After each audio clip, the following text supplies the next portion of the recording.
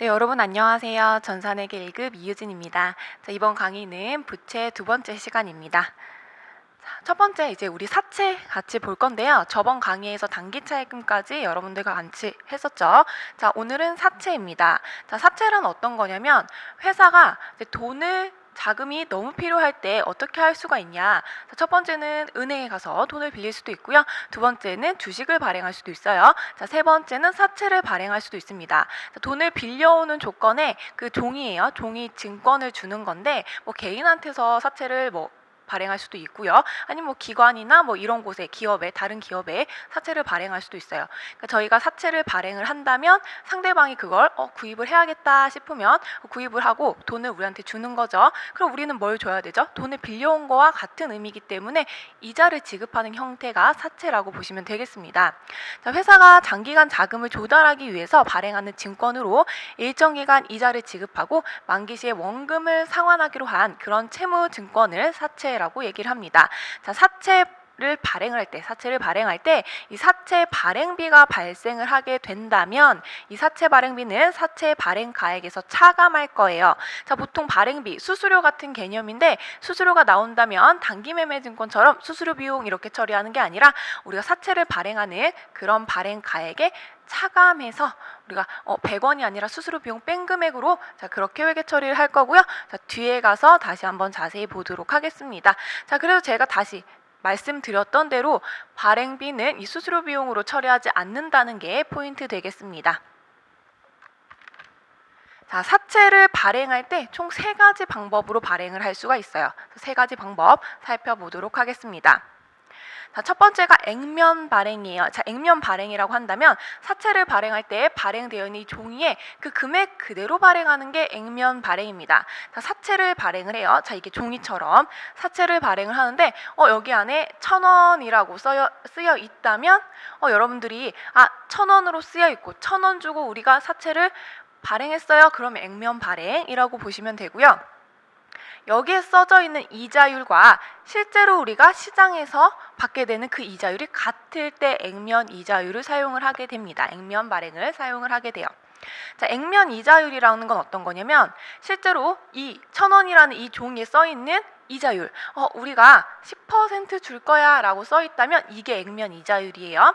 자, 시장 이자율은 뭐냐면 그러면 이 투자자가 이 1,000원짜리 20% 이자 준다고 하는 이 사채를 사지 않고 내가 다른 데에 투자하면 실제로 얼마의 몇 퍼센트의 이자를 받을 수 있는지 지금 시장에서 형성되어 있는 이자를 시장 이자율이라고 보시면 됩니다. 그래서 어떤 걸 사도 10%의 이자를 받을 수 있다면 제가 발행하는 입장에서 상대방이 투자자가 내 거 안 사도 다른 거 사도 10%밖에 못 받잖아. 그럼 저도 굳이 제가 20% 30% 이자를 주면서 자금을 조달해야 할 필요는 없으니까요. 자, 똑같이 발행을 하게 되겠죠.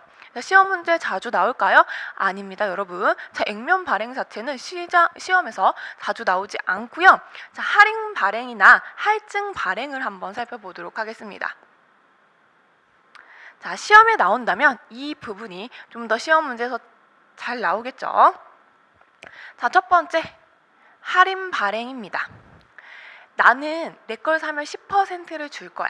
10%를 줄 거야. 자, 그런데 내 거 사지 않고 투자자가 다른 걸 사요. 그러면 시장에서 형성되어 있는 이자율이 얼마냐면 나는 10% 줄 건데 5%더라.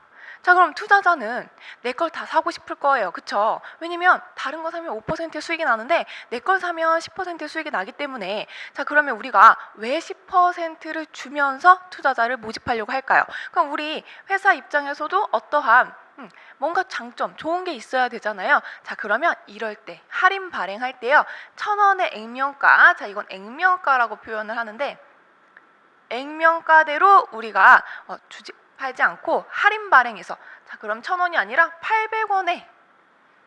800원에 파는 것처럼 우리가 만기 시에 800원만 주면 되는 것처럼 발행하는 게 할인 발행 되겠습니다.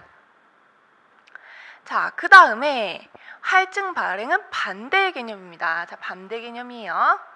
자, 예를 들면 나는 액면 이자율이 10%짜리인데 투자자가 내 거 말고 다른 거 사면 20% 받을 수 있어. 자, 그러면 우리 걸 사려고 할까요? 메리트가 없어요. 다른 걸 사려고 하겠죠. 20%의 수익은 나는 거. 그럼 우리는 어떻게 해요? 이게 액면가가 1,000원이라고 되어 있지만 1,000원 말고 우리가 2,000원 줄게 라고 발행을 하는 게 할증 발행 되겠습니다. 자, 지금 여기에서 여러분들 어떠한 의미인지 잘 모르셔도 돼요. 이제 문제를 풀면서 여러분들한테 다가가는 게 중요하기 때문에 자, 여기에서는 일단 액면 발행, 할인 발행, 할증 발행이 있더라 정도만 확인하시면 되고, 자, 액면 이자율과 시장 이자율 제가 설명드렸죠? 종이에 적혀 있는 거, 사채에 적혀 있는 거 액면 이자율, 시장에서 형성되어 있는 이자율, 시장 이자율만 체크하시면 되겠습니다. 액면 이자율은 사채 표면에 기록되어 있는 이자율이고, 시장 이자율은 자본시장에서 거래될 때 사용되는 이자율이다. 자, 그러면 저희 같이 한번 문제를 풀어보도록 하겠습니다. 자, 회계 처리 보도록 할게요. 액면 금액 10,000원인 유가증권을 액면 발행하고 대금은 전액 현금으로 수령하였다. 자, 액면 금액은 10,000원입니다. 자, 이 유가증권을 액면으로 발행했어요. 자, 그럼 대금은 전액 현금으로 받았기 때문에 자, 차변에 현금 10,000원이 올 거고, 자, 대변에 사채 10,000원이 올 겁니다. 자, 1번 문제는 잘 안 나온다라고 말씀드렸죠. 자, 두 번째 문제 보도록 할게요. 액면가액 10,000원짜리인데요. 얼마에 발행했어? 8,000원에 발행을 했어요. 10,000원인데 8,000원에 발행했다. 자, 그럼 이것은 할인 발행이 되겠네요. 자, 대금은 전액 현금으로 수령하였다. 차변에 현금이 나올 거예요. 근데 현금 얼마 나오죠? 나 10,000원짜리 8,000원에 팔았기 때문에 발행했기 때문에 8,000원만큼 올 거고요. 자, 대변에는 사채를 발행을 했는데 이 사채의 액면가액을 적어주는 거예요. 자, 액면가액이 10,000원 되겠습니다. 자, 그럼 차변과 대변의 차이 나는 것을 우리가 사채 할인 발행 차금이라는 계정 과목 쓸 거고요. 내가 할인해서 발행했기 때문에 생겨난 2,000원이다 라고 보시면 되겠습니다. 자, 여러분은 이 사채 액면가액을 대변해서 사용을 하는데요. 자, 어떤 것과 비슷하냐면 느낌? 자본금과 비슷합니다. 자, 자본금은 우리가 주식회사에서 주식을 발행할 때 사용하는 게 자본금인데, 이 자본금도 액면가액으로 대변해 자본금이라고 만들어주기 때문에 사채가 자본금과 회계처리 좀 비슷하다는 거 여러분들 짚고 넘어가시면 되겠습니다. 자, 그 다음 회계 처리 보도록 하겠습니다. 액면가액은 7,000원이에요. 자, 사채를 10,000원에 발행을 하고 대금은 전액 현금으로 받았습니다. 자, 그리고 제가 처음에 차변에 현금으로 받은 거 뭐냐? 10,000원 받았습니다. 그래서 현금 10,000원이고요. 자, 대변에 내가 사채를 발행하고 10,000원을 받았는데 이 사채 액면가액은 얼마냐? 7,000원 되겠네요. 자, 내가 7,000원짜리를 10,000원에 발행했어요. 그러니까 상대방이 저한테 10,000원을 주고 사는 거거든요. 할증 발행되겠습니다. 자, 왜 할증 발행한다고 했죠? 자, 액면 이자율과 시장 이자율이 있을 때 액면 이자율이 더 크기 때문에 자, 이 사람들이 이 액면가액인 7,000원보다 조금 더 돈을 주고 사도 이자를 통해서 시장 이자율보다 더 높은 걸 우리가 얻을 수 있다라는 생각에 이제 할증 발행한 것을 사는 거죠. 구입을 하는 거예요.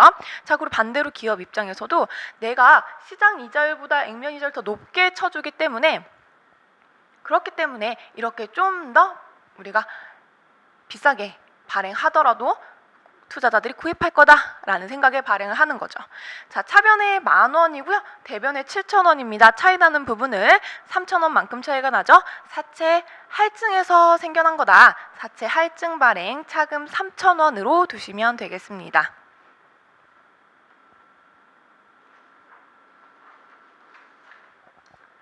네, 그럼 이제 여러분 사채를 마무리를 할 거고요. 자, 9번째 장기 차입금 보도록 하겠습니다. 자, 장기 차입금 여러분들 앞에서 뭐와 비슷하죠? 단기 차입금을 배우셨어요. 단기 차입금과 장기 차입금의 차이점은요. 1년 이내에 우리가 상환해야 할 의무가 있는 부채인지 아니면 1년 이후에 상환을 해도 되는 것인지의 차이로 단기와 장기를 구분을 하고 있죠. 자, 회계 처리 바로 보도록 하겠습니다. 회계 처리 단기 차입금과 비슷합니다. 단지 계정 과목이 단기냐 장기냐 이것만 구분하시면 되는데요. 자, 3년 후에 대금을 상환하기로 했다. 3년이기 때문에 이거 1년 이후에 발생하는 거잖아요. 자, 2,000원은 뭘로? 현금으로 차입했대요. 내가 돈을 현금으로 빌려왔다라는 얘기가 되겠죠. 차변에 현금 1,000원 될 거고요. 대변에 장기 차입금 1,000원 되겠습니다. 자, 두 번째 문제 보도록 할게요. 1,000원을 차입하고요. 대금은 보통 예금으로 입금을 받았어요. 자, 전제가 붙었네요. 만기는 2년 후이다. 자, 1년을 초과했어요. 그래서 우리 이걸 장기 차입금으로 분류를 하시면 되겠죠. 통장에 돈 들어왔기 때문에 차변에 보통 예금, 자, 대변에는 이 차입한 부분이 차입금인데 단기냐 장기냐 구분할 때 지금 1년을 기준으로 했기 때문에 장기 차입금 1,000원 두시면 되겠습니다. 자, 두 번째 회계 처리는요. 그럼 우리가 장기 차입금으로 뒀던 걸 상환했을 때 나오는 계정 과목입니다. 자, 장기 차입금 1,000원을 현금으로 상환했다. 장기 차입금을 현금으로 상환했습니다. 자, 현금 가지고 있는 거 나갔죠? 자, 대변에 현금이고요. 차변에 장기 차입금 나오겠네요. 자, 장기 차입금은 앞에서 보셨다시피 발생했을 때 대변에 나오죠. 왜냐면 차입금 자체가 부채이기 때문에 부채의 증가로 인해서 대변에 나오고요. 상환했기 때문에 돈을 갚았기 때문에 부채가 줄어들면서 자, 차입금이 차변에 등장을 합니다. 자, 두 번째, 2년 이후에 상환하기로 한 차입금을요. 보통 예금 통장에서 이체해서 지급했대요. 자, 그러면 가지고 있던 통장에서 돈 나갈 거니까 대변에 보통 예금이 나올 거고요. 차변에 장기 차입금 나오겠습니다. 자, 그다음 여러분들 이제 장기 차입금과 관련돼서는요. 유동성 장기 부채가 있죠. 처음에는 빌려올 때는 내가 2년 후에 갚기로 하고 빌려왔어. 자, 그런데 시간이 지나하면서 이게 1년 이내로 바뀌잖아요. 1년이 지나면 이제 1년밖에 안 남은 거니까. 자, 그럴 때 장기 차입금과 상계시키는 계정 과목이 유동성 장기 부채고요. 뒤에 결산에 가서 설명을 드리도록 할 거예요. 잠깐 말씀을 드리자면 유동성 있는 장기 부채다. 자, 우리는 유동성 있냐 없냐에 따라서 유동부채, 비유동부채로 구분을 하고 지금 오늘 배우는 이 부분 사채나 장기 차입금 이 부분요 비유동 부채예요. 비유동 부채임에도 불구하고 이제 장기 차입금이 시간이 경과함에 따라서 1년 이내에 갚아야 할 의무가 발생했기 때문에 이걸 유동으로 돌리는 게 유동성 장기 부채 되겠습니다. 자, 유동성 장기 부채로 분류가 되면 여러분들 딱 인식을 어떻게 하셔야 되냐면 처음에 빌려올 때는 3년, 2년 이렇게 빌려왔는데 시간이 지나니까 이제 1년 이내에 갚아야 되는 상황이 온 거구나 라고 확인하실 수 있고요. 유동성 장기 부채는 유동 부채로 분류가 됩니다. 자, 그 다음에 임대보증금 되겠습니다. 자산을 임대해주고 우리가 받는 걸 임대보증금이라고 얘기를 하죠. 반대 계정은 뭐가 있었죠? 지금 부채니까 자산 쪽에 보면 임차보증금이 있었는데 자, 내가 뭔가를 빌리면서 보증금을 납부한 건 임차보증금이고요. 반대로 요새 이제 꿈이 건물주 막 이런 게 꿈인 사람들이 많고요. 저 역시도 그렇지만 자, 건물의 꿈이다. 건물주가 꿈이다. 그럼 건물을 내가 타인한테 빌려줌으로써 보증금과 월세를 받게 되죠. 보증금은 임대보증금 계정 과목 사용하시면 되고요. 월세는 임대료 수익이라는 임대인 기준에서 저 기준에서 자, 그렇게 회계 처리를 하시면 되겠죠. 계약이 만료가 된다면 다시 반환을 해야 하는 의무가 있기 때문에 일단 받았을 때 부채로 두실 거고요. 나중에 만기 시 상환하게 되면은 부채를 줄여주는 그런 회계 처리를 하도록 하겠습니다. 자, 회계 처리 보도록 할게요. 본사 건물의 일부분을 임대해주고 자, 보증금 1,000원을 현금으로 받았습니다. 차변에 현금이 올 거고 내가 보증금이라는 것은 그냥 내가 다 100% 내게 되는 게 아니라 일시적으로 가지고만 있는 거죠. 혹시나 월세를 안 낼 수 있기 때문에 자, 보증금 임대보증금으로 회계 처리하시면 되겠습니다. 자, 두 번째, 기계장치를 2년 동안 임대해주기로 계약하고 보증금 1,000원을 보통 예금으로 입금 받았습니다. 자, 통장에 돈 들어왔기 때문에 차변에 보통 예금으로 회계 처리하시면 되고요. 자, 이 보증금 있고 부동산에 대해서만 발생하는 게 아니고 기계나 뭐 건물이나 뭔가 내가 다른 걸 빌려줬을 때도 미리 받는 보증금이 있다면 임대보증금으로 회계 처리하시면 되겠습니다. 자, 그 다음에 두 번째 회계 처리는 이 보증금 이제 상환하게 됐을 때 회계 처리 보도록 하겠습니다. 자, 이제 계약이 만료가 돼서요. 이 보증금을 현금으로 반환했습니다. 돌려줬죠. 대변에 현금이 나갈 거예요. 차변에 원래 대변에 있던 이 임대 보증금 차변으로 보내도록 하겠습니다. 자, 두 번째 보증금이 이제 통장에서 이체해서 지급을 했네요. 자, 그럼 가지고 있던 통장의 돈이 나갔기 때문에 대변에 보통예금 나올 거고요. 차변에 나오는 계정 과목 임대 보증금 되겠습니다.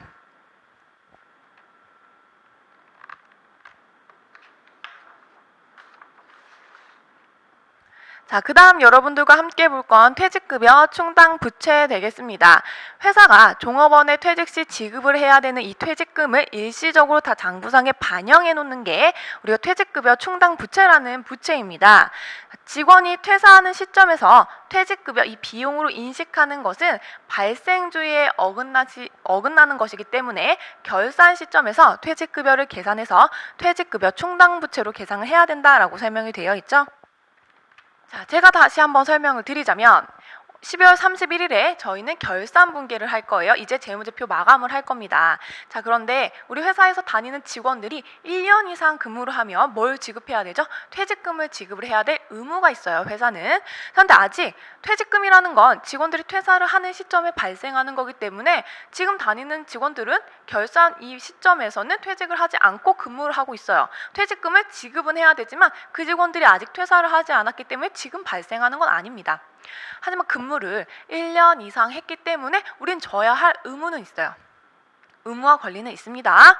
자, 재무제표를 만들 때 우리는 기본적으로 발생주의에 의해서 발생하면 만들어야 돼요 라고 설명을 보통 하죠. 돈을 지금 지급하지 않더라도 발생했다면 우리가 퇴직금을 지급해야 되는 그런 권리와 의무가 생겼다면 여러분들 재무제표에 반영을 해주셔야 돼요. 자, 왜 반영을 해줘야 되냐?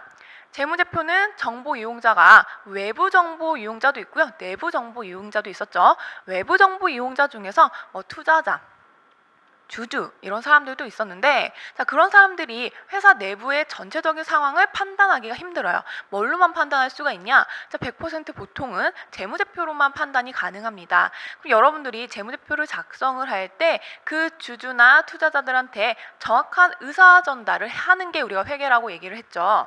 우리 질적 특성을 얘기를 할 때, 재무제표 질적 특성을 얘기를 할 때 목적 적합성과 신뢰성을 얘기를 했는데 이 지금 직원이 퇴직하진 않았지만 지금 만약에 모조리 다 퇴사를 한다고 한다면 지급해야 할 퇴직금을 재무제표에 반영을 해주는 게 목적 적합성 되겠습니다. 목적 적합성. 실제로 발생을 한 건 아니야. 그런데 발생하면 줘야 돼. 우리 당연히 장부상에 계상을 해서 우리 투자자나 주주들한테 알려줘야 돼요. 혹시나 우리 회사가 문제가 생겨서 지금 어떻게 된다면 우리 그 직원들한테 퇴직금도 줘야 돼 라는 걸 알려주는 거죠. 자, 그래서 부채로 잡아둘 겁니다. 자, 회계 처리 같이 살펴보도록 하겠습니다. 자, 첫 번째는요, 충당금을 설정하는 분기입니다. 자, 얘 이제 대손 상각비 같은 느낌이에요. 그러니까 대손 충당금 같은 느낌이라서 자, 충당금이 먼저 있었는지 없었는지 판단을 해야 되고 있냐 없냐에 따라서 여러분들 분기할 때 금액이 좀 달라집니다. 자, 첫 번째. 결산 시점 퇴직급여 충당부채 금액은 10만 원이래요. 자, 이게 무슨 말이냐면 지금 있는 직원들 지금 싹 다 퇴직하면 우리가 10만 원만큼 퇴직금 지급해야 돼 라는 얘기가 되겠습니다. 자, 퇴직급여 충당부채 10만 원이고요. 그럼 장부상에 지금 얼마 있니? 미리 설정해 놓은 게 혹시 있니? 라고 봤을 때 잔액이 0이기 때문에 이 10만 원 자체를 그대로 다 여러분들 회계 처리하시면 됩니다. 자, 회계 처리할 때 차변의 퇴직급여 비용이 나와요. 비용이 등장을 하고요. 자, 대변엔 뭐가 나오냐? 퇴직급여 충당 부채라는 부채가 등장을 합니다. 자, 그 다음 두 번째 문제. 결산 시점 퇴직급여 충당부채 금액이 10만 원이에요. 지금 직원이 다 퇴사하면 10만 원만큼 지급을 해야 되는데 장부상에 이미 반영되어 있는 게 있었어요. 퇴직급여 충당부채 잔액이 3만 원입니다. 자, 그럼 이 퇴직급여 충당부채 자체를 우리가 10만 원만 맞춰주면 되기 때문에 3만 원 있는 거 제외하고 자, 10만 원에서 3만 원 빼서 나머지 7만 원만큼만 여러분들이 차변의 퇴직급여, 대변의 퇴직급여 충당 부채로 회계 처리하시면 되겠죠. 자, 어떤 느낌이랬죠? 대손 충당금, 대손 상각비 그런 느낌이었어요. 대손 충당금의 잔액이 있으면 우리가 차이 나는 부분만큼만 회계 처리해 준 것처럼 퇴직급여도 이 차이 나는 부분만큼만 퇴직급여 충당 부채로 선정하시면 되겠습니다. 자, 그러면 두 번째 회계 처리는요. 퇴직금을 그러면 지급했을 때 회계 처리 보도록 하겠습니다. 직원이 정말 이제 퇴사를 했어요. 퇴직금 10만 원을 지급하기로 하고요. 보통예금에서 이체를 하기로 했습니다. 장부상에 퇴직급여 충당 부채가 없어요. 자, 우리가 퇴직급여 충당 부채는 직원이 퇴사하는 시점에서 발생한 그런 퇴직금을 미리 인식을 하는 건데 실제로 지금 퇴직급여 충당 부채 잔액이 없다면 여러분들 바로 차변에 퇴직급여라고 회계 처리하시면 되고요. 대변에 통장에서 돈 나갔기 때문에 보통예금으로 회계 처리하시면 되겠습니다. 자, 그런데 두 번째 분계 보도록 할게요. 직원이 퇴사해서 퇴직금 10만 원을 지급을 하기로 하고요. 실제로 여러분들 퇴직금 지급할 때 세금 내셔야 돼요. 퇴직소득세, 퇴직소득과 관련된 지방소득세를 납부하셔야 되는데요. 이 퇴직소득세 등 해서 원천징수 2만 원을 제외한 나머지를 보통예금 통장에서 지급을 했습니다. 퇴직금 주면서 세금 떼고요. 나머지 부분만 지급을 했는데 퇴직급여 충당부채 잔액을 조회를 하니까 20만 원이 있는 거예요. 자, 우리는 10만 원만큼 지급을 할 거고 잔액이 지금 20만 원만큼 넉넉하게 있기 때문에 자, 이 대변에 있던 퇴직급여 충당부채를 차변으로 없애줄 겁니다. 퇴직급여 충당부채 얼만큼만? 10만 원만큼만. 자, 이 퇴직급여 충당부채 잔액이 있다라고 하는 거, 자, 회계 처리가 어떻게 되는 거죠? 이 앞 문제에서 회계 처리했던 거죠. 차변의 퇴직급여 충당부채. 자, 대변에 죄송해요. 바뀌었죠. 자, 퇴직급여 충당부채가 아니라 차변에 퇴직급여죠. 자, 퇴직급여.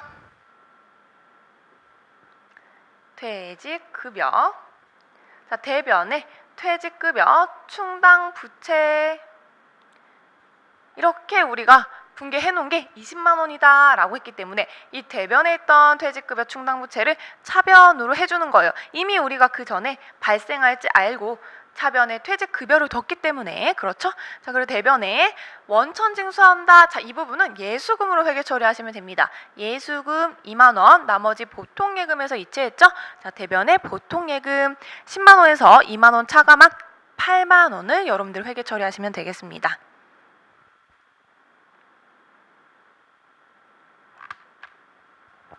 자, 그 다음 회계 처리 보도록 할게요. 직원의 퇴사로 인해서 퇴직금을 지급하기로 하고요. 자, 원천징수 세금 2만 원 떼고요.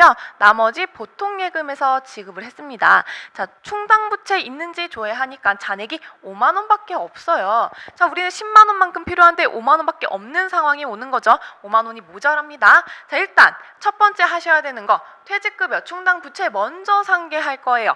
차변에 퇴직급여 충당부채 얼마? 5만 원입니다. 이 퇴직급여 충당부채 같은 경우에는요, 대변에 발생했던 아이잖아요. 대변에 발생했던 아이 차변으로 보내줄 거고, 자, 우린 차변이 합계가 얼마가 되어야 되냐면 10만 원만큼을 지급할 거기 때문에 10만 원을 만들어주려면 차이 나는 부분을 퇴직급여 바로 비용 처리하시면 됩니다.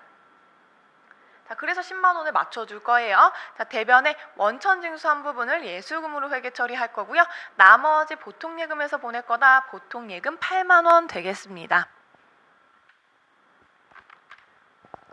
자, 그 다음 여러분들과 함께 볼 거 마지막 되겠습니다. 부채 마지막 퇴직연금입니다. 자, 퇴직연금은요, 직원들이 퇴사를 할 때 우리가 퇴직금을 지급을 해야 되는데 이 퇴직금을 연금식으로 우리가 회사에서 불입하는 게 퇴직연금입니다. 자, 퇴직연금이 시행된 게 이제 몇 년 정도 됐는데 처음에 시행된 이유가 퇴직연금 같은 경우에 중소기업 때문에 시행이 된 거예요.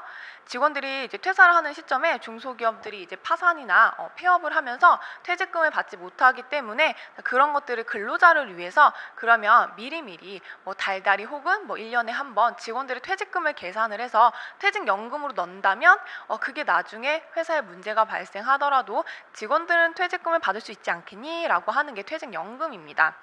자, 퇴직연금을 두 가지로 구분을 할 건데요. 자, 첫 번째가 확정급여형, 그다음 두 번째가 확정기여형 되겠습니다. 자, 확정급여형 먼저 살펴보도록 할게요. 자, 확정급여형 같은 경우에는요, 운용을 하는 이 책임이나 혹은 운용을 하면서 발생한 이 수익이 100% 다 회사로 귀속되는 그런 연금입니다. 또 회사에서는요, 이 퇴직연금을 내면서 우리가 자산에 잡을 거예요. 자, 얘는 자산으로 잡을 겁니다.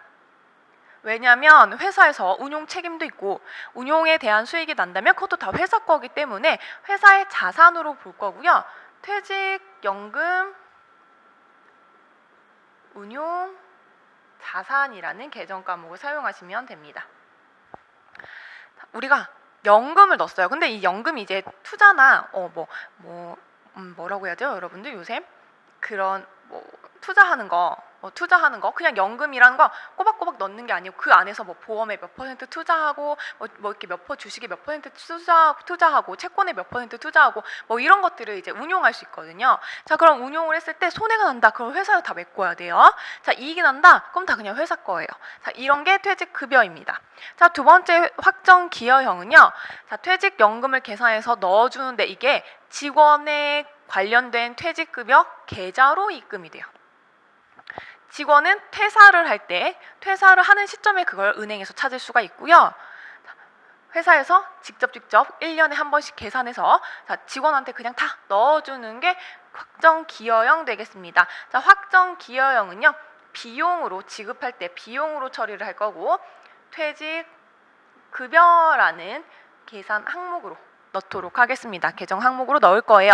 자, 이 확정기여형 같은 경우에는요, 직원 통장으로 바로 넣어주는 거라서 운용 책임이나 운용 수익이 모두 다 종업원, 직원한테 있다라는 게 차이점이 되겠습니다. 직원이 내가 이 퇴직연금을 받으면 30%는 주식에 30%는 채권에 이렇게 투자할게요 라고 본인이 선택 가능하고, 이익이 난다면 그거 다 본인 거, 손해가 난다면 그거 다 본인이 100% 책임을 지는 그런 연금 되겠습니다. 자, 회계 처리 살펴보도록 할게요. 당사는 직원에 대해서 확정급여형 DB죠. 퇴직연금에 가입을 하고요. 10만 원을 보통예금에서 이체해서 불입했습니다. 자, 이 확정급여형 같은 경우에는 회사가 100% 책임이 있다. 수익이나 운용이 다 100% 회사 거다라고 했기 때문에 자산으로 회계 처리한다라고 말씀드렸죠. 차변에 퇴직연금 운용 자산 10만 원, 대변에 보통예금 10만 원 되겠습니다. 자, 두 번째, 이번엔 확정기여형 연금을요 가입하고요. 보통예금에서 불입해서 지급했습니다. 자, 확정기여형은 100% 직원이, 종업원이 운용과 책임, 수익의 책임 모두 다 지기 때문에 차변에 바로 비용으로 회계 처리한다라고 말씀드렸죠. 비용으로 퇴직급여 되겠습니다. 자, 대변에 보통예금 되겠네요. 자, 여러분들 이제 저희는 전산회계 1급을 공부를 하는 상황이기 때문에 여러분들한테 바로 퇴직급여라고 얘기를 하는데, 사실 전산 세무나 이제 좀 더 깊게 들어간다면 이 차변에 퇴직급여를 넣을 건지 안 넣을 건지는 앞에서 배운 퇴직급여 충당부채가 있는지 없는지 먼저 살펴보신 다음에 잔액을 살펴보시고, 그 다음 잔액이 없다 그러면 차변에 퇴직급여고요. 잔액이 있다라고 한다면 차변에 퇴직급여 충당부채가 와야 합니다. 자, 그 다음에 운용수익이 발생을 했습니다. 확정급여형 퇴직연금, 이 확정급여형은 회사에서 운용하는 거죠. 퇴직연금 운용자산 이 통장에 운용수익 2만 원이 발생을 했어요. 자, 이랬을 때 우리가 어떻게 회계 처리를 할 거냐. 운용하면서 발생한 수익이나 비용은 모두 다 회사에 귀속되기 때문에 퇴직연금 운용자산 2만 원만큼 늘었어요. 지금 수익이 났기 때문에 차변에 퇴직연금 운용자산, 자, 대변에 나오는 게 퇴직연금 운용수익이라는 수익 항목이 나오도록 하겠습니다. 자, 그 다음 문제 보도록 할게요. 그러면 이번에는 운용 수익이 나긴 났는데 확정 기여형. 자, 기여형 같은 경우에는 종업원이, 직원이 100% 운용 책임이 있는데 여기에 2만 원이 발생했다는 걸 확인했다. 자, 어떻게 확인했는지도 모르겠어요. 회사는 넣으면 끝나거든요. 자, 근데 문제에서 혹시나 확인이 됐다면 회계 처리 어떻게 할 거니? 라고 했는데 100% 종업원이 책임질 거기 때문에 회사 입장에서는 붕괴를 할 수가 없습니다. 근데 붕괴할 수 없다 되겠습니다. 자, 그 다음에 네 번째 보겠습니다. 자, 이번엔 퇴직금을 지급했을 때 회계 처리 살펴보도록 할게요. 직원의 퇴사로 인해서 퇴직금을 10만 원을 지급을 하기로 하고요. 그다음에 소득세 등 원천징수 2만 원을 제외한 나머지를 보통예금에서 이체해서 지급하기로 했대요. 자, 그런데 우리 회사는 확정급여형 퇴직연금에 가입이 되어 있다라고 하네요. 그러니까 미리 이 직원이 퇴사하기 전에 우리가 연금에 계속 불입을 했던 거죠. 자, 이 8만 원이 있다라고 하는데 우리 실제로 10만 원만큼 지급을 하면 되는 상황이에요. 자, 일단 살펴보도록 하겠습니다. 자, 차변에 퇴직급여는 10만 원이 발생을 합니다. 왜냐하면 직원한테 10만 원 줄 거니까. 자, 대변에 원천징수를 일단 뺄 거예요. 예수금으로 뺄 거죠. 자, 세금 떼고 줘야 되니까 2만 원이 빠집니다. 그럼 우리가 실제로 통장에서 지급을 해야 되는 건 얼마죠? 10만 원에서 2만 원 세금 떼고 8만 원만 지급하면 되죠. 자, 8만 원이 딱 그만큼 이 퇴직연금에 들어가 있기 때문에 대변에 퇴직연금 운용 자산에서 8만 원을 빼주시면 됩니다. 이게 보통 예금 내 현금이 나오지 않고 여기에서 우리 주는 거야 라고 해서 차변에 불입할 때 퇴직연금 운용 자산이 이번엔 대변으로 퇴직금을 실제로 지급할 때 빠진다라는 회계 처리 되겠습니다.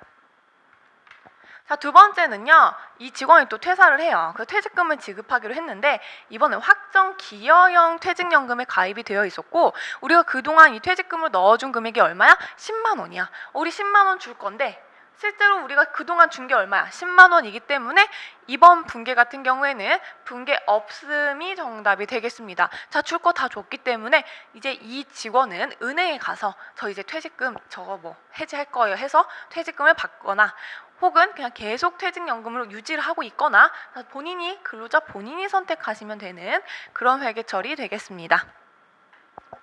자, 오늘은 부채를 이제 마무리를 할 거고요. 사채부터 마지막에 여러분들과 함께 했던 퇴직연금까지 살펴봤습니다.